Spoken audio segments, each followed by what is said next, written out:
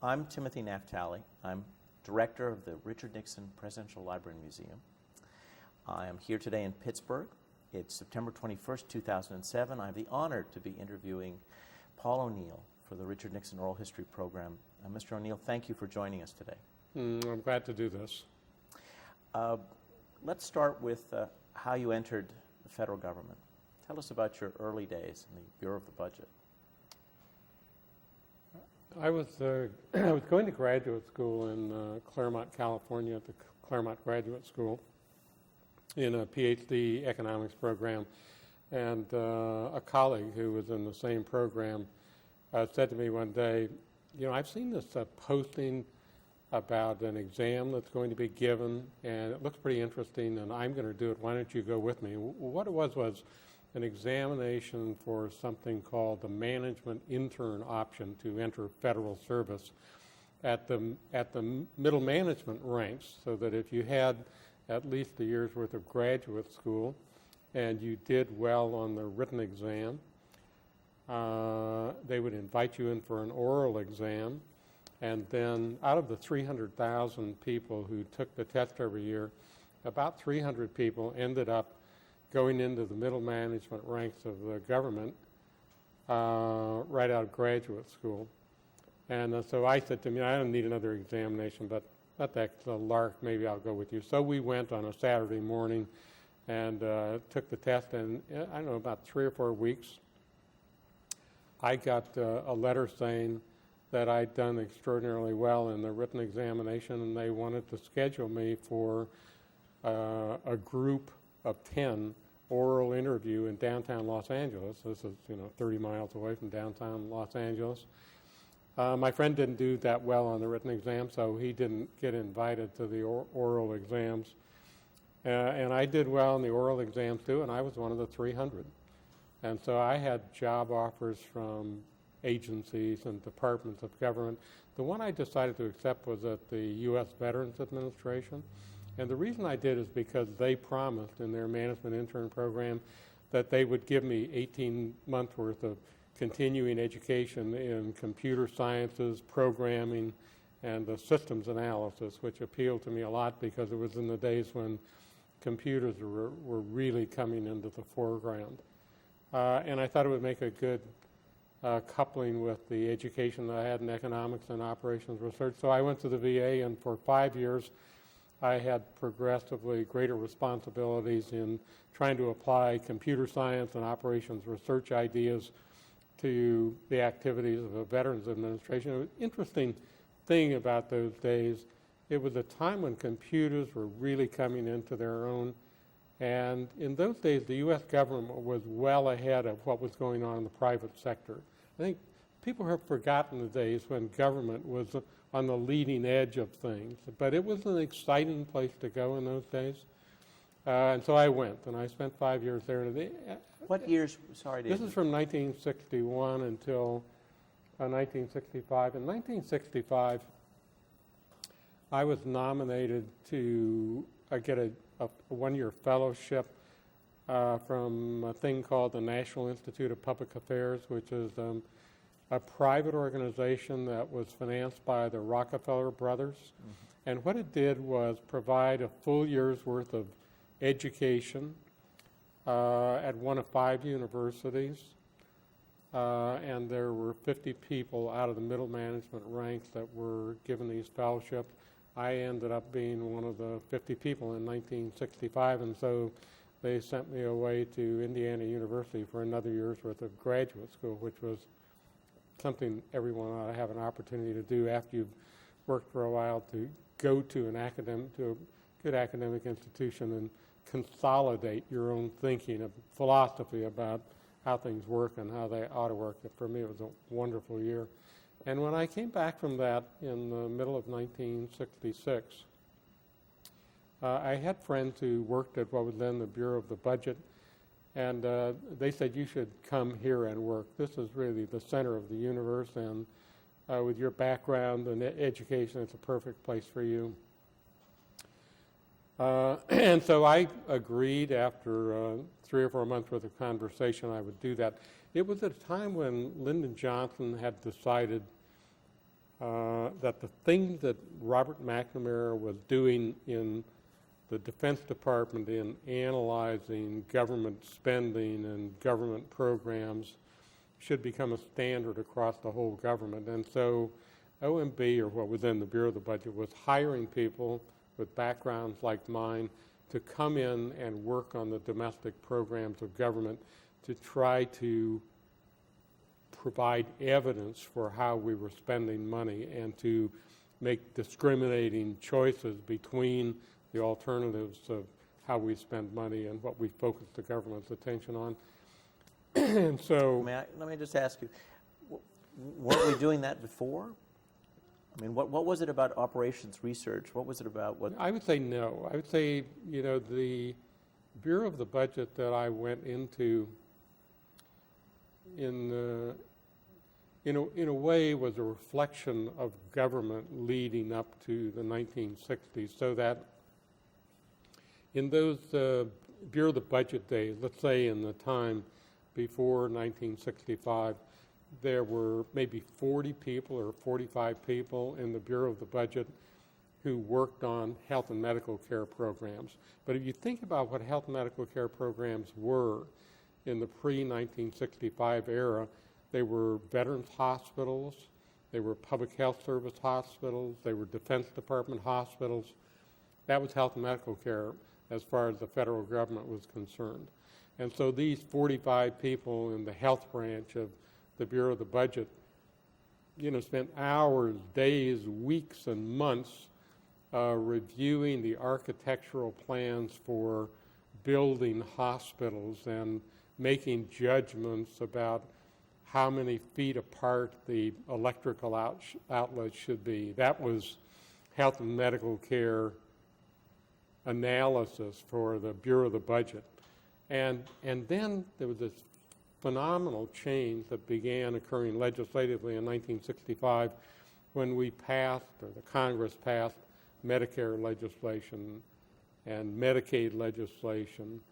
And, if you looked across all of government, the culmination of all of this great society activity led to a condition so that in the early 1970s, there were 1,350 categorical grant programs in the federal government, and hundreds of them were things like the regional medical program and neighborhood health centers, and of course Medicare and Medicaid.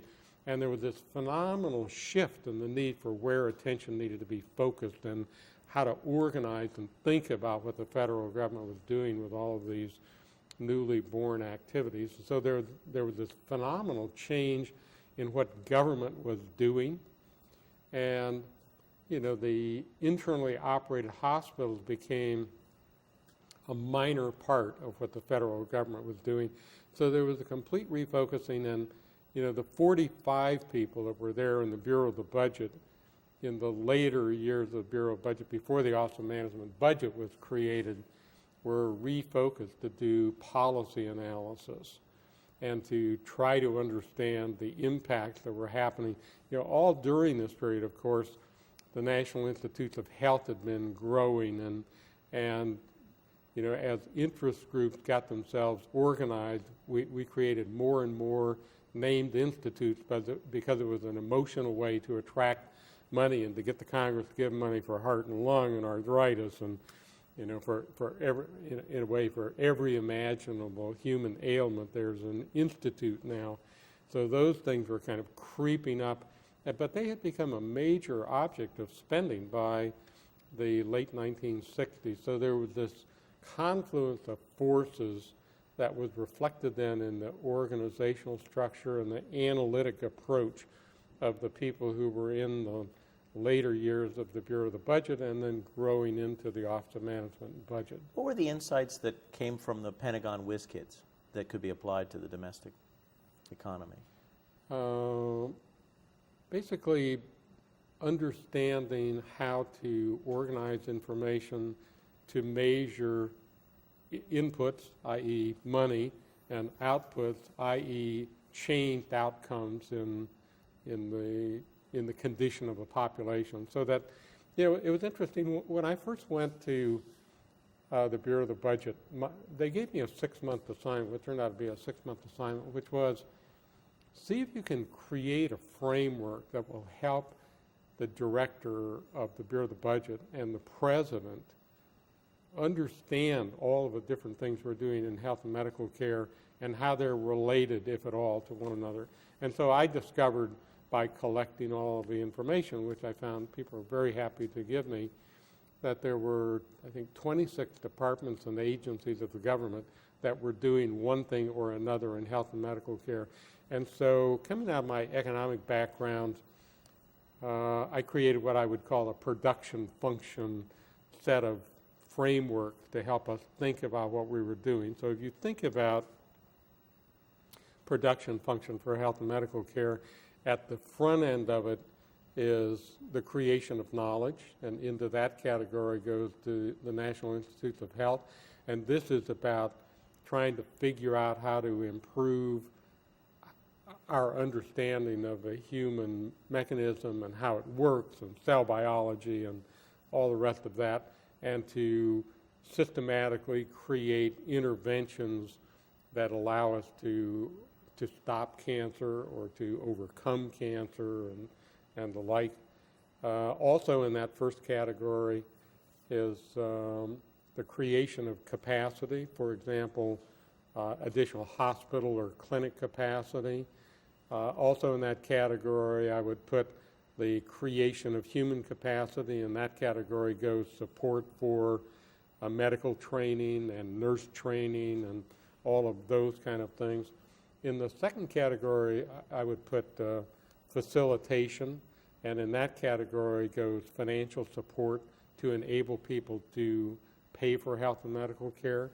And kind of a subcategory there is the direct delivery of services, and into that category goes the direct care, public health service, hospital, Defense Department, Veterans Administration. And into the last category goes the kind of environmental considerations, including things like the Federal Drug Administration, where you're making judgments about what's good for people, and more broadly, environmental considerations for what kind of impacts are we creating for the society because of things we're doing with air quality or water quality. And so we organized all of this information about what the federal government was doing into these production functions, so we can say to ourselves, for example, not knowing that there's an objective answer to the question, but at least having a way of thinking about it, how should we decide how much money to put into kidney transplant research as compared to money for kidney dialysis so that we can treat more people who have end-stage kidney disease and renal failure, which you can deal with by cleansing their blood. So if we have to make a choice between taking care of people who already have kidney disease and figuring out a way to give them a more permanent, give the next generation a more permanent solution for kidney care, how do we decide that? Again, there isn't a mathematical answer to the question, but at least it serves it up in a way that a president can have some sense of balance. If we don't spend more money on kidney dialysis, how many people are going to die? And on the other hand, if we can solve the transplant problem, the tissue rejection problem, we can hopefully get rid of kidney dialysis because it's a last chance kind of thing. It's not really a condition people want to live with. And so that was my first 6 months of work, was organizing this information. And I tell you, the payoff for me was going into what were still called director's reviews in the fall of, this is now the fall of 1977, and the then director, Charlie Schultz, saying, I don't know how this came about, but for the first time I think I understand something about what we're doing in health and medical care because of the way the information is organized. That was like the highest, it wasn't by name praise, but I'd helped create this intellectual framework. That was really wonderful to know that the customer valued a new way of thinking about these things. This is 67, right? This is the fall of 1967. Wow. So, so did healthcare become your specialty early on? Was that? It's something I'm still involved in to this day. You know, and what I found is in 1967 and 1968, I spent most of my time working on health and medical care and diving deep into some of the programs. You know, for example, finding in the public health service hospitals, OMB and or the Bureau of the Budget in its previous incarnation, because of its kind of deep silo investigation of how to spend money and how to think about outcomes, had insisted in the public health service that they continue to use syringes and needles that had to go through a sterilization process after each use, even though disposables were available. And in the previous thinking, they insisted on that because on a superficial basis, it looked like the reusables were cheaper. But if you linked the infections that people got because of an incomplete sterilization process, which happened fairly frequently, and you included in that analysis the cost of infecting people, innocent people, instead of using disposables, it was a clear case that we ought to be financing disposables, even though on a superficial basis it looked like they might cost more. You know, and that's what I mean by taking a deep dive. I really got involved in the details of what we were doing and how we were thinking about things. And then at the end of 1968, when President Nixon had won the election, and his incoming team, including now mostly adult lifetime friend Alan Greenspan came, and Richard Nathan came as the associate director responsible for the Bureau of the Budget's, let me say, domestic program activity. I began to get drawn into a lot of other things. When Richard Nathan came, I honestly don't know how this happened, but he asked me to become his principal staff assistant to be involved in all of the domestic initiatives that President Nixon had articulated and were now getting staffed inside the government. And so, you know, I went and sat in all of the meetings that took place that led to the formulation of the ideas that became the Nixon Initiative for the Family Assistance Program. You know, and to sit in the back row when George Schultz and Bob Finch and Pat Moynihan and Arthur Burns and Marty Anderson were working to flesh out the details. You know, I wasn't the principal, but a lot of times Dick Nathan was so busy doing other things that he let me go. And it's a place where I learned to take notes that would allow me to play back almost verbatim everything that was said by the individual that said it, so that he could, and to do it really quickly so that he could understand the give and take and the arguments and the weight of the arguments, all the rest of that. Of course, it was a great learning process for me, because in order to distill it that way, I had to take it in and do it on a pretty fast basis. And, you know, after not a very long period of time, I was a career civil servant. And I don't know what kind of magic Dick Nathan did, but he kind of went around the bureaucracy and got me promoted to the highest level of the civil service in a remarkably short period of time, and put me in charge of all of the human resource program activity for the Bureau of the Budget, which not too long after that became the Office of Management and Budget. Let's go back and talk about the challenge for the incoming administration. The candidate had during the campaign had talked skeptically about the Great Society and about the OEO and other elements. They come into office, and it's not clear, if you look at the Nixon administration's initial initiatives, that it is that skeptical of the idea of government playing a role in shaping society. You saw those debates. Tell us about those debates. Tell about was there some rethinking going on in that period?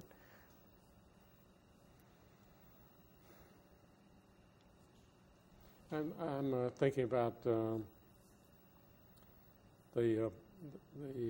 incoming people. The incoming people that I got to know fairly early on were people like Pat Moynihan, and who I'd known from a distance, because people will probably not remember, but Pat Moynihan had become an important public figure. Most notably, I think, in an interview he did after the Kennedy assassination, he said, and it's been played probably 1 million times, that it doesn't make any sense to be Irish if you don't know your heart's going to eventually be broken. And the media liked that so much that they played it over and over again.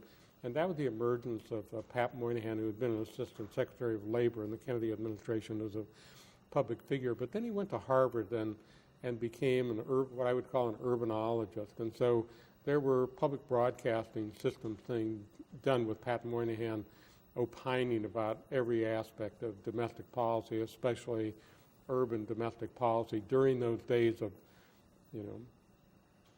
civil unrest and riots and all the rest of that through the middle 60s and over the issues of Vietnam. So Pat Moynihan is someone I knew about, and so when he came, he was a really compatible figure, and he was interested in everything, and he was, this kind of radical intellect that was challenged everything, which I really enjoyed being part of that, and so Pat came, and I think he was a central figure in insisting that facts mattered a lot. We need to make sure that we collected all the facts and that we proceeded in a systematic way to do whatever it was we were going to do. So I would say, there was a lot of skepticism about OEO and about the Community Action Program and about legal services and a whole lot of other aspects of OEO,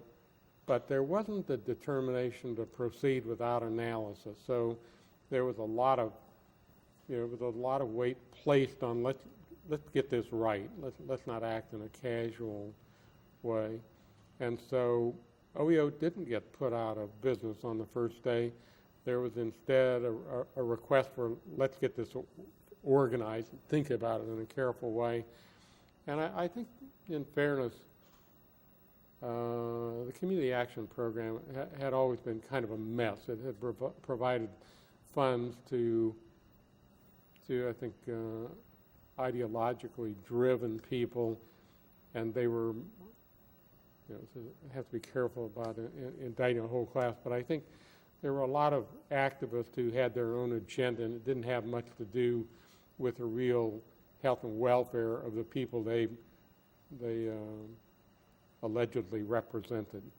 And so I think, 1,000 community action programs across the country probably was not a very good idea.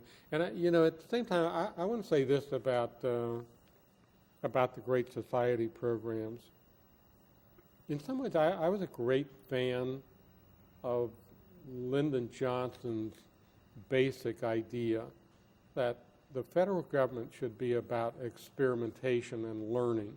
So that when Lyndon Johnson and Joe Califano and others had the idea that there should be a model cities program, their idea was that there should be 7 model cities, and that the federal government should concentrate its efforts in those 7 selected places to figure out what works and what doesn't work. I was a great fan of that idea.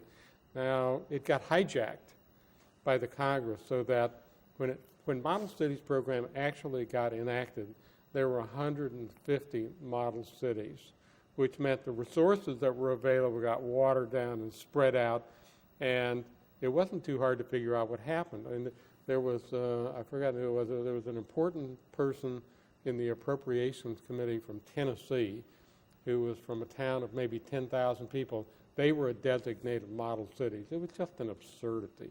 But it illustrates how this important experimental idea got hijacked. And I would say the same thing happened to a lot of Lyndon Johnson's ideas about the Great Society. They were not intended to be permanent programs. They were intended to help the broader population understand what works and what doesn't work. And that got lost. I think in a lot of the condemnation was fair of what actually happened, but it wasn't, for me, a proper indictment of the fundamental notion. I'm still a great believer that we, the people, should seek to understand what works and doesn't work, so that the knowledge base can be shared with the entire society. So, I think there was a there was a deliberative process that took place over a period of time. And if you go back and look, I think it's true that the Community Action Program financing didn't really go out of business until maybe the beginning of 1973, which was the first year of the second Nixon term. So, it was not a cataclysmic shutdown. It was a considered judgment about what works and what doesn't work. What can you recall of the debates over the family assistance plan? The debates were ferocious. There were a lot of people who thought the federal government should just end the categorical programs to provide income assistance to low-income families. There was a strong school of thought that believed that's what should be done. And I guess I would include in that category pushing really hard Martin Anderson and Arthur Burns. Pat Moynihan was the champion for what he dared not call the negative income tax.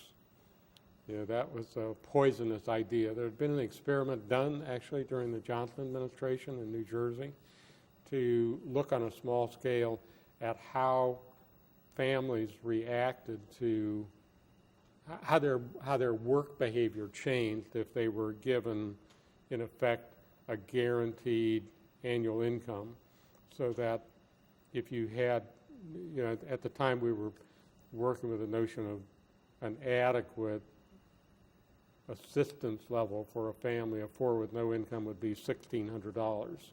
It seems kind of amazing by today's standards, but in 1968, this is the stalking horse idea for a negative income tax, that a family of four should get $1,600, and then as their own income improved, we should reduce their federal assistance so that when they got to $2,400, they would be on their own and the federal government wouldn't be providing any assistance. Those were the terms of debate.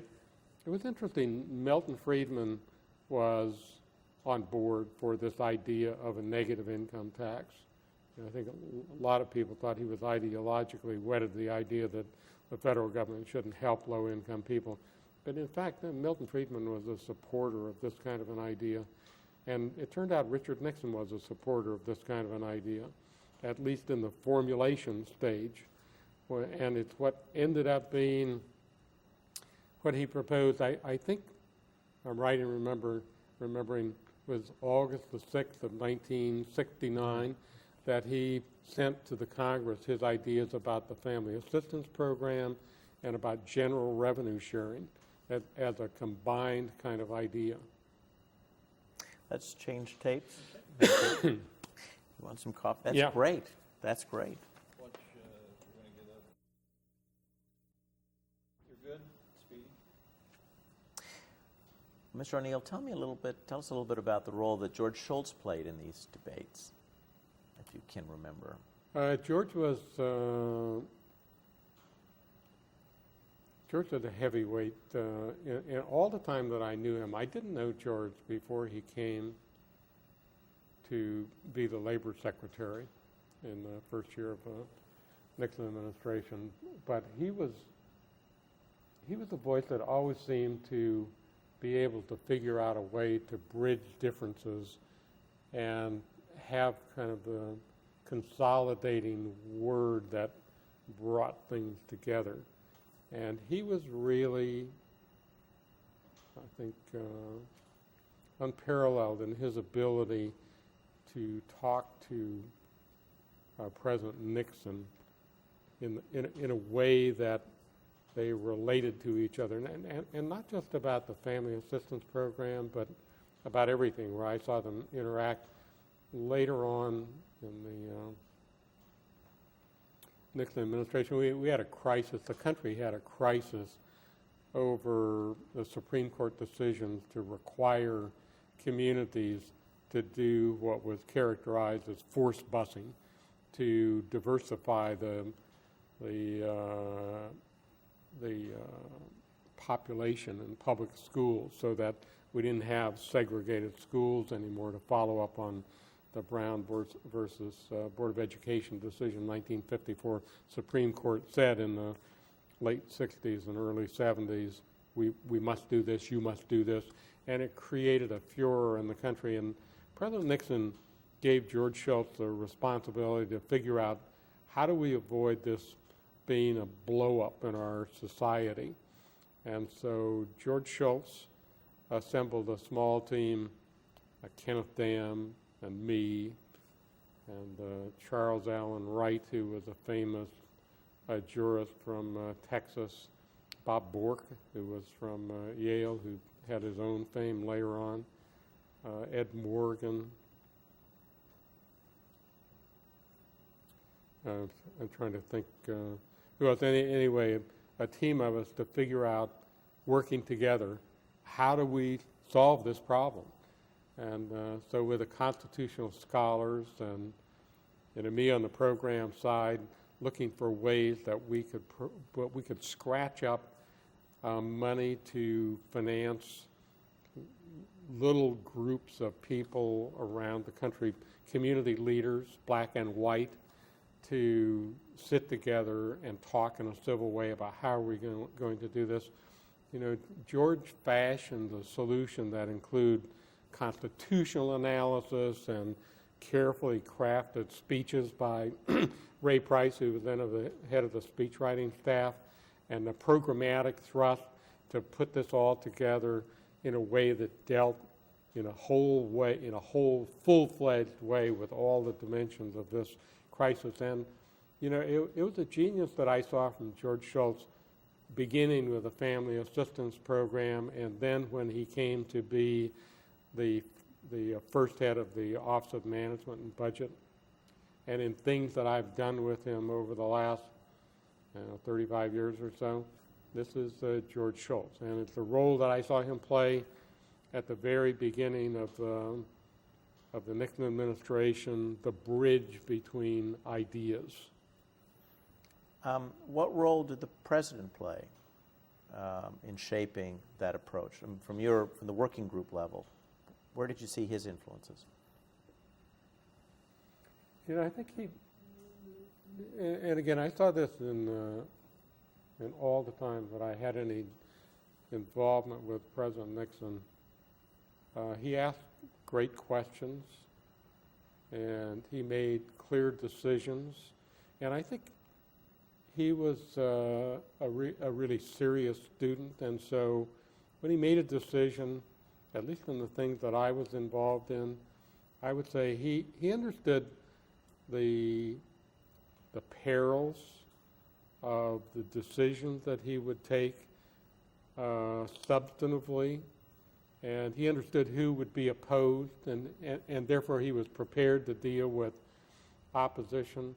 But it seemed to me always that he had an anchor in basic principles in his views about society and the appropriate functions of government that were really very clear-headed. You know, so that I think there was a major part of Richard Nixon that was a federalist. You know, he believed there was an appropriate role for state and local governments. He believed there was an appropriate role for the federal government, and he didn't get confused about that. And I think one of the things that he thought about the federal government is that arguably the fairest tax system was the federal tax system because it approached the society on a national basis. And so he believed when we pulled revenue in through the progressive federal income tax system, it was the fairest way to pay for things of interest to the whole society. And so it affected his ideas about what the federal government should do, and I think it was an underpinning of his first proposals for the Family Assistance Program, that if there were low-income people around the country, it made sense for the federal government to provide a platform that was a platform created by we the people, and to not let people in low-income places like Mississippi be at the end of the line because their state didn't have lots of resources. And as a general proposition, the total population of Louisiana had a much lower per capita income than New York or Wisconsin or California.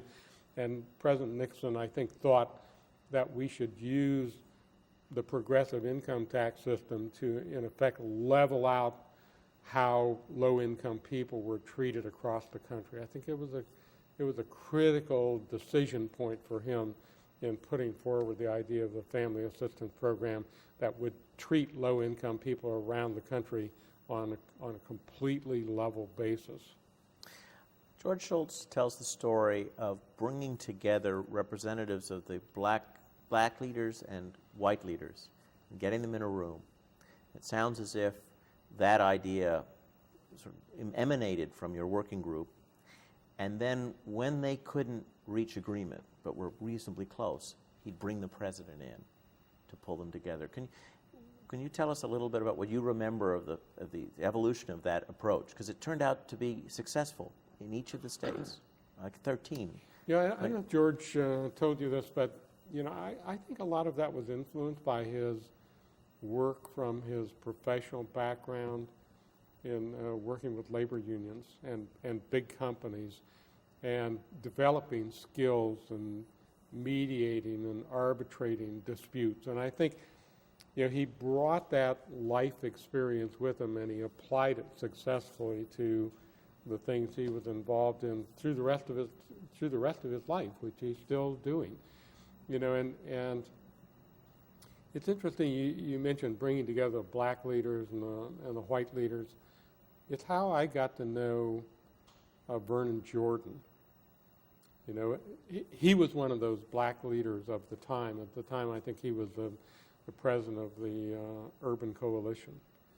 And, it's how I got to know a lot of those leaders, by sitting in the back of the room and listening to them speak to each other.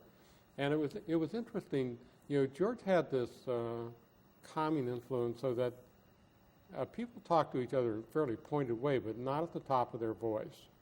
It was civil.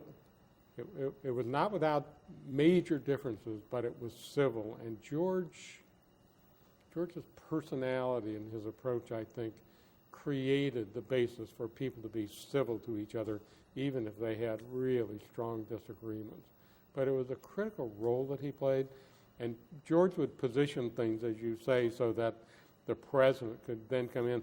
And the president would come in, he would know, because he had a little pre-briefing, he would know where the antagonists were, and he would understand the arguments so that he would be relevant. He would not be just parachuted into a meeting and make a bunch of noises that no one could relate to.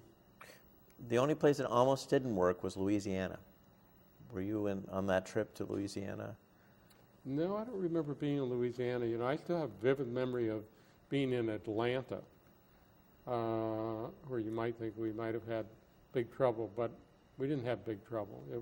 The people were really, they were wanting to fashion a solution. So I don't know about the difficulty in Louisiana. The schools opened in the fall of 1970, and thankfully there's no violence. The summer before, how confident were all of you that that's what would happen? And I think we were, I think if you've been involved in public policy for any period of time, you always have to have a sense of apprehension that, well, maybe this isn't going to work, and then what are we going to do? But I tell you something else about working in public policy. This wasn't the only issue we were working on, you know, and so you don't have a lot of time to be anxiously staring at the ceiling because there's this avalanche of important things coming at you every day, you know, and it's been long enough ago. I can't tell you what was in the rest of the avalanche, but believe me, at the time it seemed every bit as serious and weighty as these issues, and so no time to take a deep breath and be anxious. You just have to keep going on because every day is another drinking at the fire hydrant, if you will. The Family Assistance Program does not pass. Right. Tell us what you recall of its fate. Well, in a way, I think it was a casualty of two things. It was a casualty of overreach by the interest groups, and it was a casualty of the Watergate problem.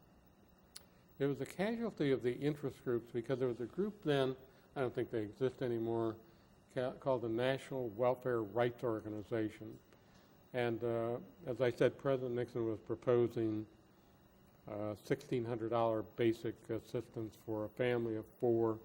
And over time, I think we gravitated to $2,400, you know, as trying to accommodate the interest groups. And NARO, the National Welfare Rights Organization, adopted a policy, which I remember was 65, 40, or fight.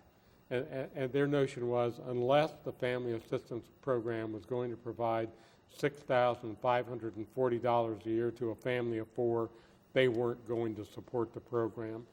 And I think they were sufficiently strong that they really created a basis for members of Congress to say, we can't ever satisfy these lunatics, and so we're not going to do this at all.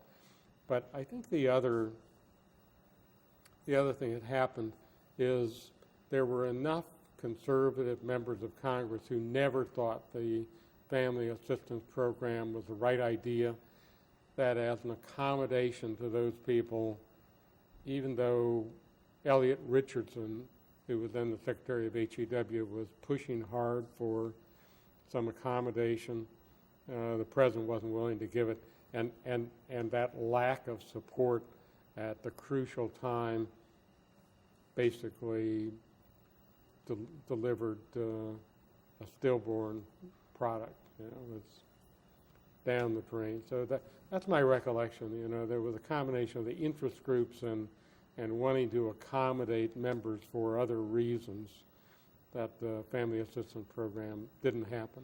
So you think, but the final, so the final nail in the coffin is early '73. Then that's Right. when you think it's. I think it's mentioned in the State of the Union address in '73, and but that's about That's the it. end of it. That's the end of it. Yeah. War on cancer. Do you play any role in? Yeah, I tell you what, I did play a role in that when the domestic counsel, Jim Kavanaugh, I think, is the one who said to me, the President's decided we're going to announce a war on cancer, and he's going to ask for $100 million a year separately focused to begin the war on cancer. And I said, you know, this is crazy. Because in truth, there are hundreds of kinds of cancer. The real villain here is something called neoplasms, and if you look at it scientifically, neoplasms occur all over the body, and so every institute in the National Institute of Medicine is in fact working on cancer. When they're working on cell biology, they're working on cancer, right? And so announcing this, I think, is a really bad idea because it doesn't really take into account how the National Institutes are organized and how we ought to be making priority choices about the different approaches to solving all of the ills that affect human beings. So I thought it was intellectually dishonest, and that obviously didn't carry the day. The president believed that, and I think he was influenced a lot by Elmer Bopt, who was an old friend of his, who was the chairman of a major drug company in New York. I've forgotten exactly what. But the president was obviously right in touching a nerve with the American people that people were fearful of. They were terrified by the prospect of getting any form of cancer, and not very many people cared about or knew about the distinction between cancer in a general sense and neoplasms in a more scientifically based sense. And so the president went ahead with his announcing his $100 million war on cancer. In a way, it tells you something about the non-utility of intellectual approach to government. Why do we declare war on inanimate objects?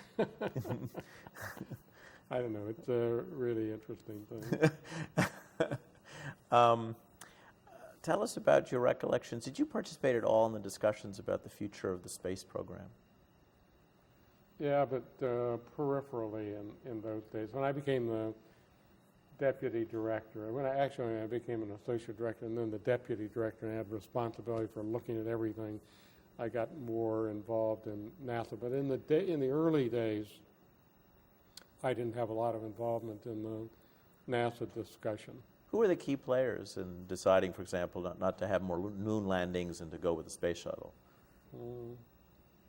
I would say Don Rice, who was then a colleague who worked on NASA and the science-based programs. Hugh Lowith, who was a career guy in those days in the Bureau of the Budget and then the Office of Management and Budget. Jack Young, who was an assistant director of Bureau of the Budget and then OMB in those days. Those are the people that had principal responsibility for the science-based programs, and so they would have had deep involvement in that. You were on Don Rice, by the way, is the person you want to talk to if you haven't. No, we haven't. I'd love to talk to him about it. He became then, after he left his assistant directorship at had become the Office of Management and Budget, he was the president of RAND Corporation for 18 years, and he basically saved RAND after it had become involved in the Pentagon Papers dispute, because one of the principles in the Pentagon paper dispute had come from RAND. And I think John Ehrlichman had a lot to do with Don Rice agreeing to leave the OMB and to become the president of the RAND Corporation. You are an outsider looking in, but tell us about the Ash Commission and the effect that it has on the thinking within the government about budgeting and issues like that. You know what? Having been a student of some of these things, I had learned about the work of the Hoover Commissions. As I recall, there were two. There was one in the late 30s, and there was another one in the 50s, I guess, when Harry Truman was president. And I was fascinated by the recommendations they had made and how they had seeped into the way government was organized and what it tried to do. Roy Ash is a really fascinating guy. He may be, in an analytic sense, the smartest person I've ever known. And so when he came to this work, was covered by the umbrella of the idea of the Ash Commission. I think he came without any ideological baggage. He was really the essence of a person committed to the idea of good government. And when he looked at how government's role had evolved out of our early history into where we were in the late 1960s, he saw chaos, and he saw not nearly enough attention paid to the implementation side and what he would call the management side of government programs and activity. And he thought the government was badly structured to fulfill its responsibilities. And it was really interesting to see the influence that the Ash Commission recommendations had on what President Nixon subsequently proposed and did in creating the Office of Management and Budget out of what had been the Bureau of the Budget. Basically, Roy's idea was that there should be a role in the Bureau of the Budget, not just about resource allocation, but about the management of government, and that there should be a central function in the Executive Office of the President that acted in a way as a consulting group to the operating departments and agencies of the government in helping those departments and agencies accomplish the purposes that were intended by the allocation of monies that they got. And I honestly think it's not fair to say that the Bureau of the Budget didn't pay attention to management dimensions before the creation of OMB, but there's no doubt that after OMB was created, there was a strengthened role for looking at implementation and the management of government activities. And it was done in the early days by George Schultz, who became the first director of OMB. I think one of the downsides of the Ash Commission recommendations, which was beginning to happen even in what was the latter day Bureau of the Budget, was the creation of more political layers in the Office of Management and Budget, so that in the days, in the latter days of the Bureau of the Budget, there were assistant directors, and they had some political coloration, but they tended to be pretty gray in terms of their politics. They weren't obviously political. They were obviously analytical. So that as I think about people like Harry Rowan, who was an assistant director in the Johnson administration, and a guy named Peter Lewis, trying to think that Bill Carey, most of these people were, I would say, substantive, programmatic people who knew about government, and they were the bridge between the top appointed person, who was the director, who was obviously appointed by the president, but in those days not confirmed by the Senate. This was a political appointment without congressional approval until 1974. In fact, I was the first person ever approved and confirmed by the Senate working in the Executive Office of the President in what had become the Office of Management and Budget before, I would say before Watergate, before the Congressional Budget Act of 1974. People who worked in the OMB were not politically identified. The director was always presumed to be of the same party as the president, but I suspect even that wasn't always true. But, one of the consequences of the creation of the Office of Management and Budget is a new layer of officials were appointed, and they were more obviously political than they had ever been before. You mentioned to me that you feel, though, that the real politicization of OMB only comes with David Stockman. Yeah, I think that's right. You know, I think there were tinges in the Carter administration, but you know, if you go and look at the composition of the assistant directors and what became associate directors, this is after George Schultz left and Roy Ash came. Maybe that's a breaking point to talk about. When George became assistant to the president and the secretary of the Treasury, Roy Ash came. And Fred Malek became his deputy. You know, they were clearly identified as political, although I have to tell you, I never thought Roy Ash was political at all. I thought he was all analysis. Fred was more clearly political, and, you know, he had been involved in the campaign. He'd been clearly a political official at the Department of, what was then Department of Health, Education, and Welfare. There was no doubt that Fred was political. But Fred is also very analytic, and so the associate directors that came in, I would say, were remarkably analytical. People like Dolph Bridgewater and Dudley Meekum and Wally Scott. You know, they were people who had accomplished really important things at a young age. And I would say this just parenthetically about Fred Malek. Fred Malik's probably the best recruiter I have ever known. He was able to get people to give up major successful private sector careers in their mid-30s and come to work in the government. It was astounding. And these were brilliant people. These were not political throwaways. James Schlesinger was at OMB at a certain He was. point. Was he an assistant director? He was.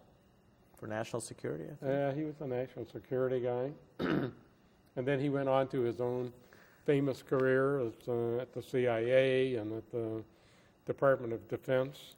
It's interesting. One of the most interesting things with Jim was how he ended up getting fired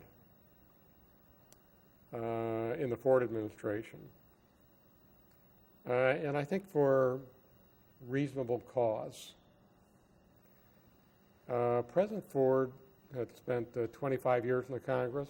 He had been in the Appropriation Committee for a very long time, and I believe President Ford may be only equaled by President Harry Truman in his detailed knowledge of the federal government, everything that it did and how it did it. And Schlesinger presumed, incorrectly, that he knew more than President Ford about the Defense Department and about the work of the Defense Department. Sent the President a memo, which was President Ford knew was not right about some Defense Department matters. And I said to Jim in the lead up to a cabinet meeting, the President knows that the stuff you put in that memo is not right. You ought to talk to him about it because he knows this stuff cold and he is furious. And Schlesinger puffed on his pipe and said, we'll see. The next day he got fired. You know, he didn't understand that he was dealing with someone who really resented being treated as someone who didn't know. It cost Jim Schlesinger his job. Let's change tapes, please.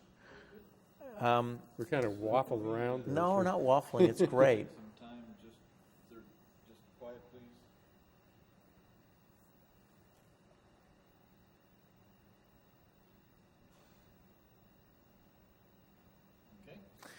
please. Okay. You were getting some tone, right? No tone. Yeah, and Cheney didn't want to engage. Is it because And he didn't, the other thing Cheney didn't want, he did, you know, I believed, Oh, you want to roll? well, no, I didn't. I don't want to speech and the misunderstanding. that? Yeah, if you don't mind doing it. Okay.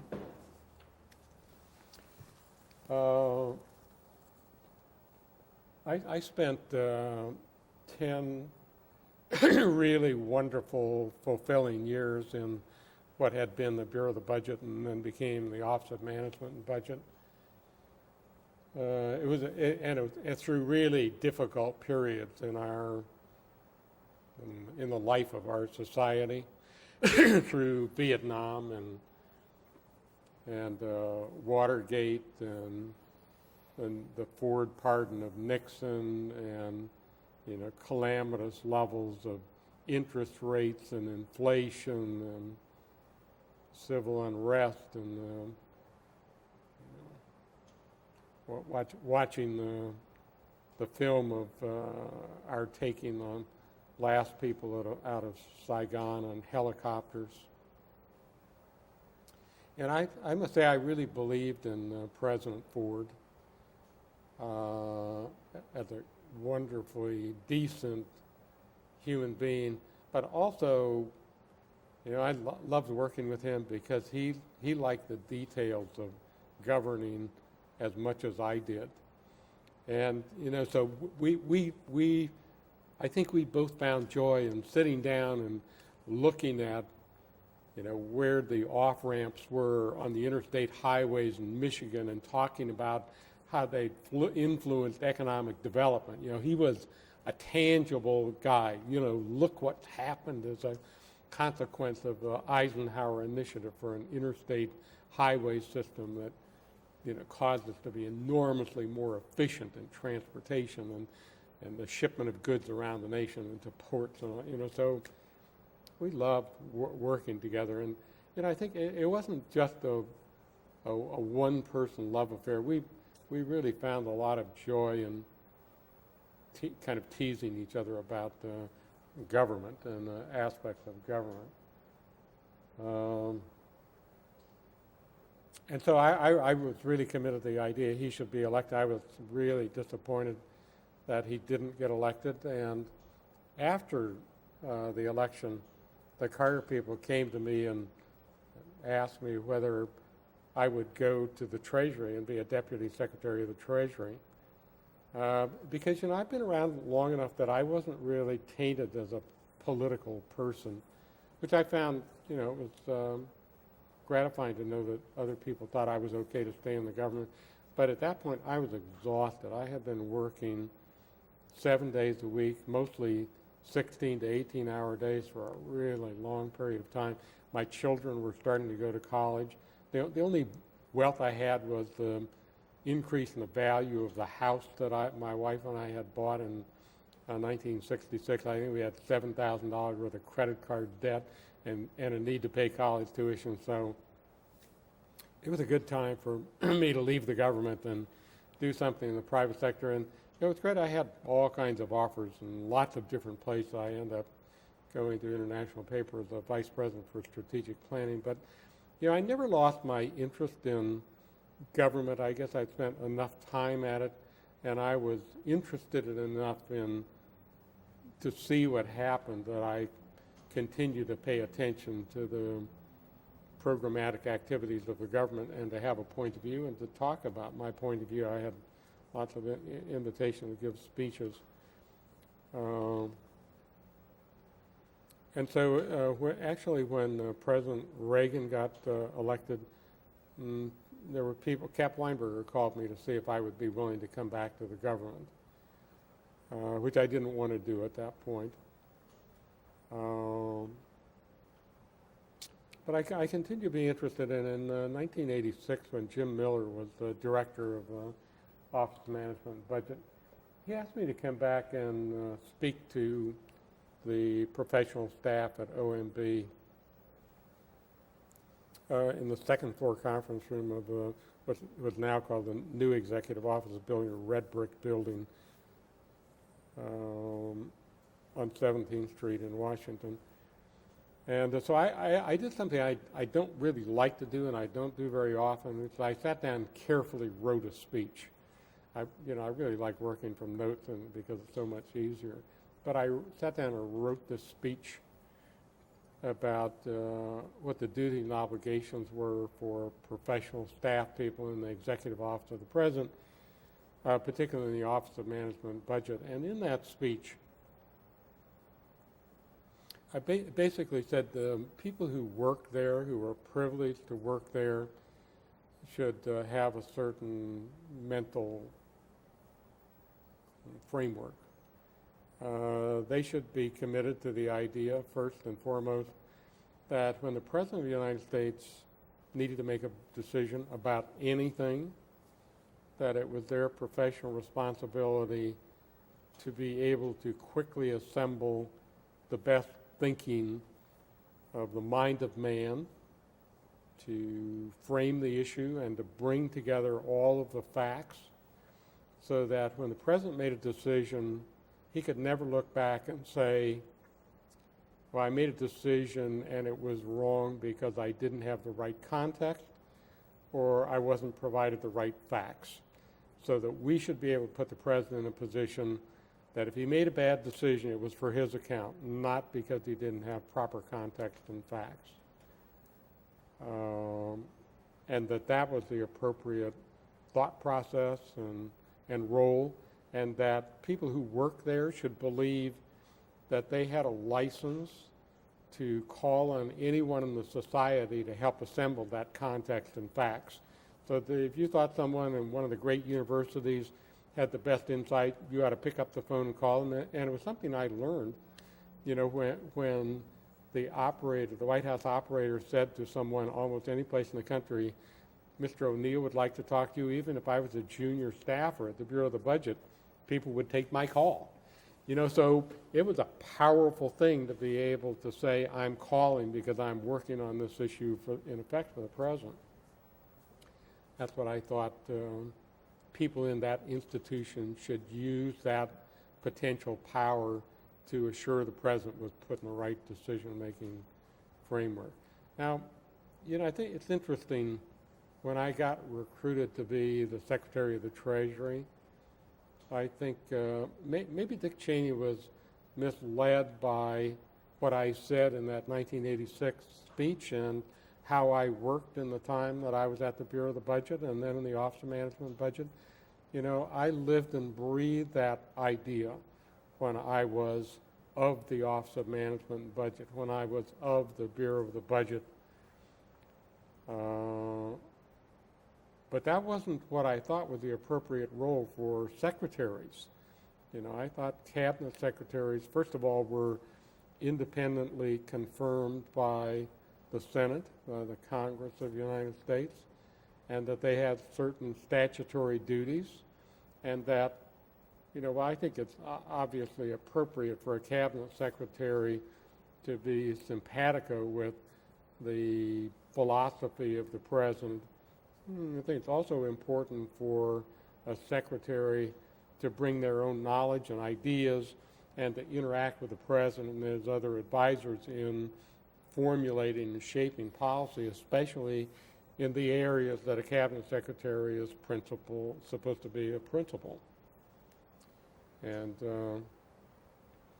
I think part of the dislocation I had with President Bush and Vice President Cheney was they didn't agree that I should be part of the policy formulation process. They had their own ideas, thank you very much, and they didn't want to hear from me, at least, which I would say, if that's how they chose to run the government, they had the right to do it that way.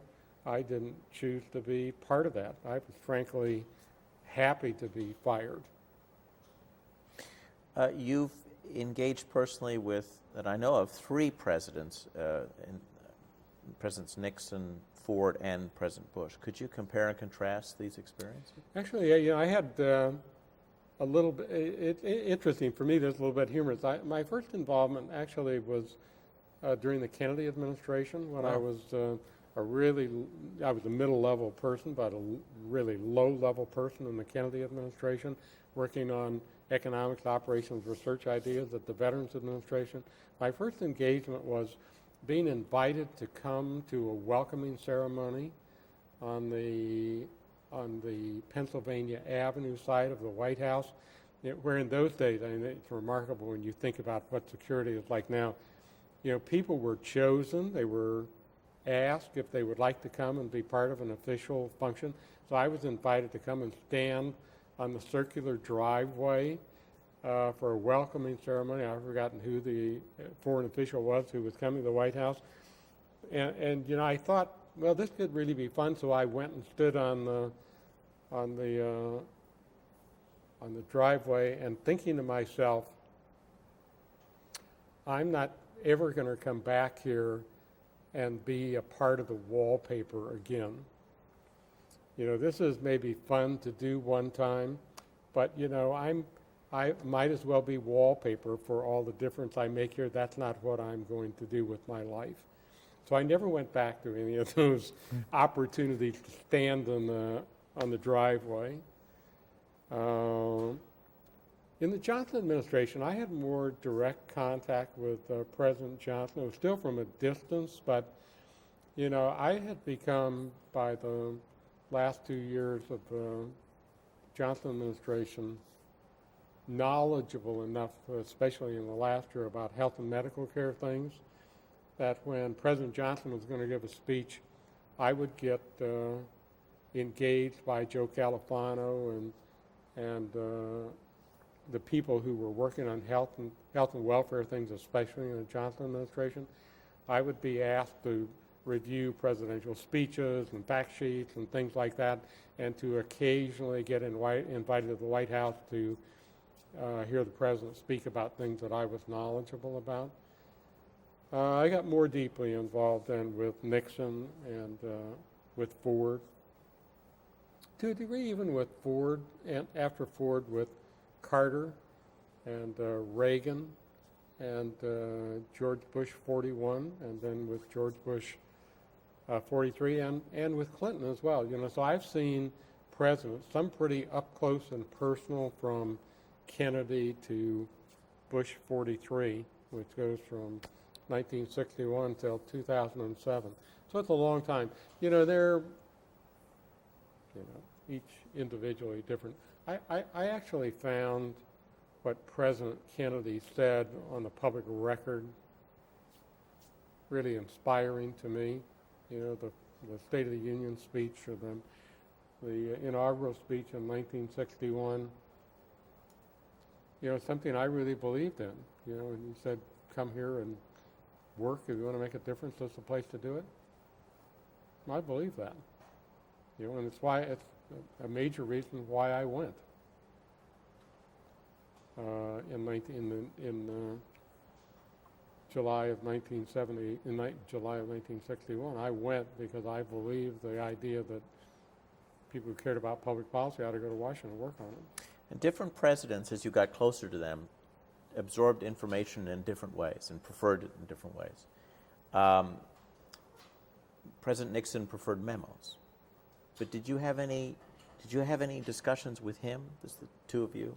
Can you recall any for us? Sure, I was involved with President Nixon, but the President Nixon that we now know from the tapes, the vulgar,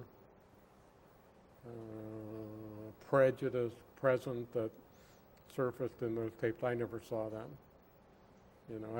And so one might say I saw the president with the public policy veneer, which frankly is okay with me.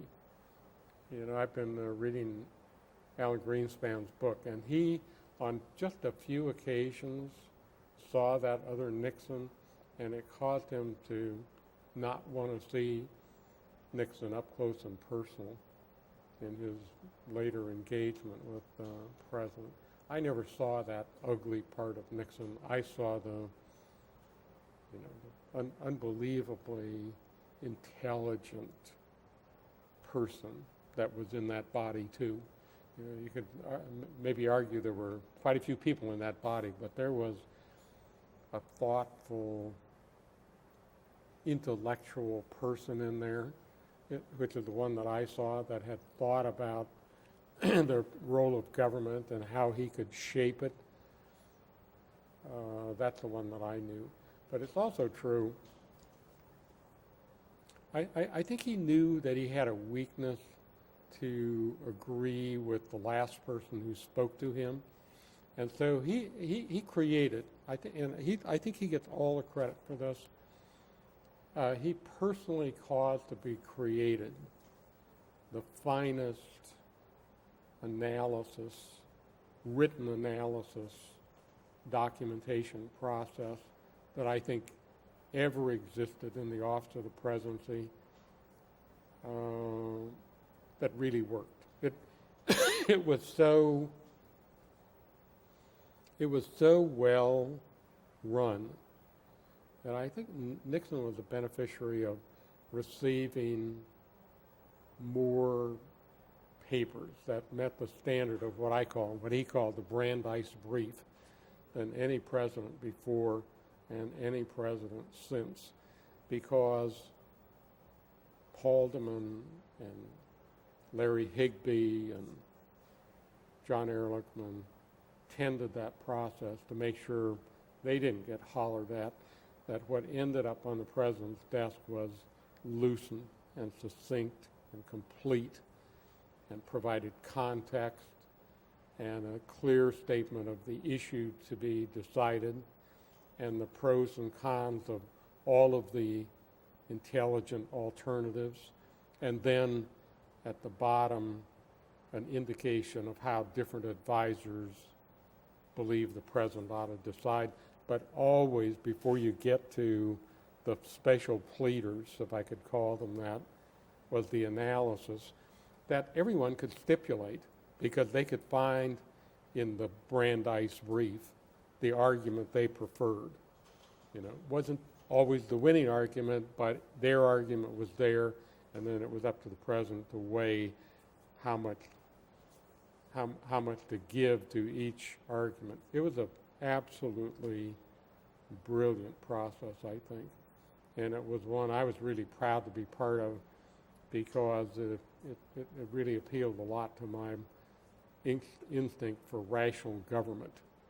You know, it doesn't mean they always make rational decisions, but at least the possibility was always present in every decision. In a way, I would say President Ford was a beneficiary of that, but he added to it his own preference for letting people talk to him so that he could weigh the passion that people felt about things and not just let it be reduced to writing. And in that way, I would say he had an advantage over the Nixon written process, because he had the best of both. He had the written base. It didn't erode during the Ford presidency, because there were enough of us around to continue to insist this is what a president deserves. But he also had the advantage of gauging people's passions about things. You know, I have to quickly say, well, it's not quite true that it didn't erode to a degree, that this process didn't erode to a degree, because it reminds me, this is really early, maybe in the first 10 days of the Ford administration. President Ford went to Ohio State for a late summer graduation. It must have been even in the month of August of 1974, to give a graduation speech. So he gave a graduation speech, and I think it was probably the first presidential speech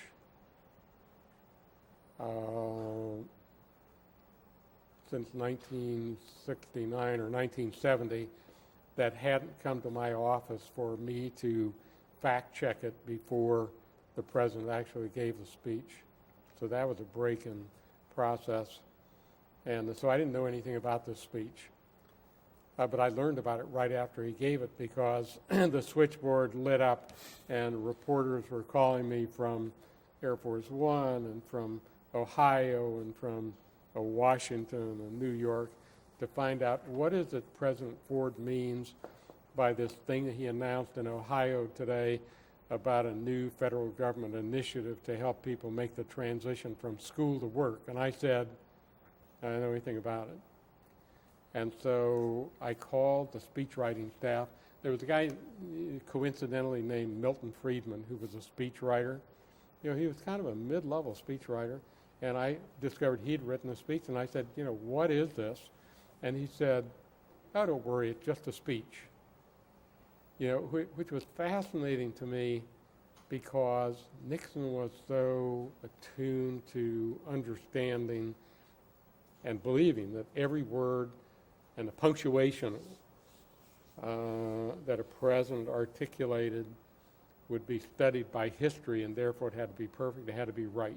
And it was up to the staff to make sure he didn't do things that weren't deeply supported. You know, I think it was really telltale that President Ford was still in vice presidential mode, which means you can get away with saying things that you don't have to be held accountable for. And some of the speechwriting people that had served him as vice president didn't understand the difference. You know, well, we've got that fixed again. So that, because there wasn't an answer to the question, what does he mean by this? Nobody had ever done any staff work. The president just, the speechwriter gave it to him, and he said it. You know, there was no support for this idea. So one of the tasks for a month after that was to get together the Secretary of Labor and the Secretary of HHS or HEW and try to figure out what is it we mean by this thing. It was fun. But anyway, yeah, these are different people. You know, Johnson was interesting, I think, and from my engagement with him, you know, it was kind of a popcorn popper full of ideas. It's tragic what happened to him, I think. With, you know, maybe you could say it's his own fault with Vietnam and how he's now remembered.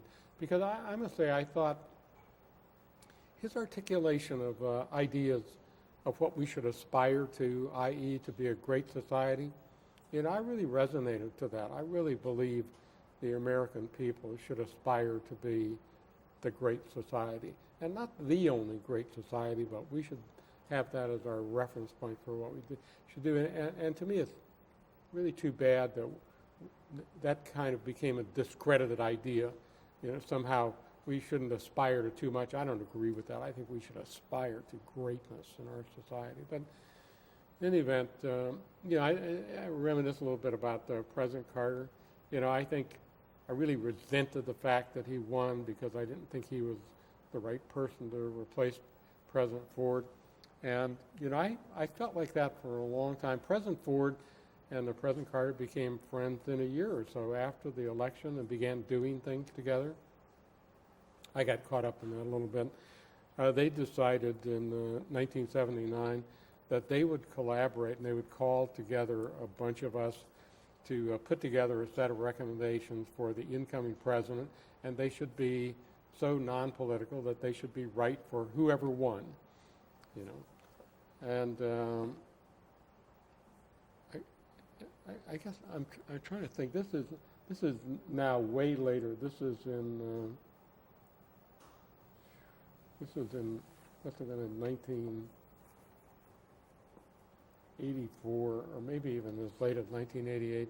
So we get assembled, and Alice Rivlin and I. Alice used to be the head of the Congressional Budget Service and was the director of OMB. Under Clinton. Under President Carter. Carter. Yeah. I think. Anyway, we were all assembled, and we had a kind of a pre-meeting for this big group in Atlanta. And I went in, this at the Ritz-Carlton, I went in, and President Carter was standing there, and he said, "I remember you. You knew more about the government than anybody else." And it caused me to say to President Ford, you know, maybe he's not such a bad guy after all. You know, but it took me a long time to make up to the idea that maybe President Carter was a pretty decent guy after all. Reagan I knew really peripherally. I was on his productivity commission in the first term of his presidency with Bill Seidman and a bunch of other old friends, John Dunlop and the like. And I always found President Reagan